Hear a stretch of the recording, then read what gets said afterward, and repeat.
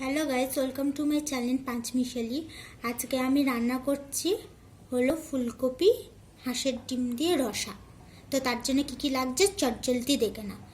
লাগছে হলো হাঁসের ডিম সিদ্ধ করা, ভাপানো ফুলকপি, লাগছে পেঁয়াজ কুচি, লাগছে লঙ্কা, টমেটো, কড়াইশুঁটি, আদা আর রসুন।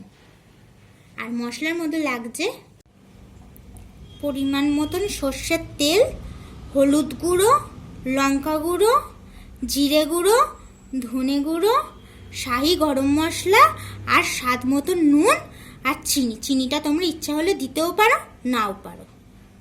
প্রথমে কড়াই সর্ষের তেল গরম করে তাতে সিদ্ধ করা হাঁসের ডিমগুলো ভেজে নিলাম। তারপর ওই তেলে তেজপাতা ফোড়ন দিয়ে পেঁয়াজটাকে হালকা বাদামি করে ভেজে নিয়ে ফুলকপিগুলো দিয়ে পেঁয়াজ আর ফুলকপিটা একটু নেড়ে ছেড়ে নিয়ে স্বাদ মতন নুন দিয়ে একটু ভাজা ভাজা করে নিয়ে গ্যাসটা মিডিয়াম ফ্লেমে রেখে চাপা দিতে হবে 2-3 মিনিটের জন্য। চাপা খুলে পেঁয়াজ আর ফুলকপিটা ভেজে নিয়ে কড়াইশুঁটিগুলো দিয়ে একটু নেড়ে ছেড়ে আমি টমেটো, কাঁচা লঙ্কা, আদা, রসুন একসাথে মিক্সার মেশিনে পেস্ট করে নিয়েছি। বাটনাটা ও গুঁড়ো মশলাগুলো দিয়ে ভালো করে 10 মিনিটের মতন কষিয়ে নিয়ে ভেজে রাখা হাঁসের ডিমগুলো দিয়ে একটু নেড়ে ছেড়ে নিয়ে পরিমাণ মতন জল দিয়ে ঢাকা দিয়ে দিলাম আমি 10 মিনিটের জন্য। নামানোর আগে দিয়ে নিচ্ছি একটু শাহি গরম মশলার গুঁড়ো,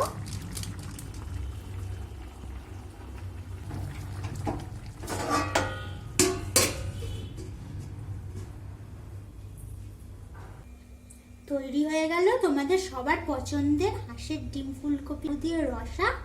ভিডিওটা ভালো লাগলে লাইক করো আর অনেক অনেক শেয়ার করো। আর এরকম নতুন নতুন ভিডিও পেতে অবশ্যই আমার চ্যানেলটাকে সাবস্ক্রাইব করো। আমি স্নেহা, তোমাদের স্নেহার রেসিপি কেমন লাগলো সেটা কমেন্টের মাধ্যমে অবশ্যই জানি। Bye bye guys.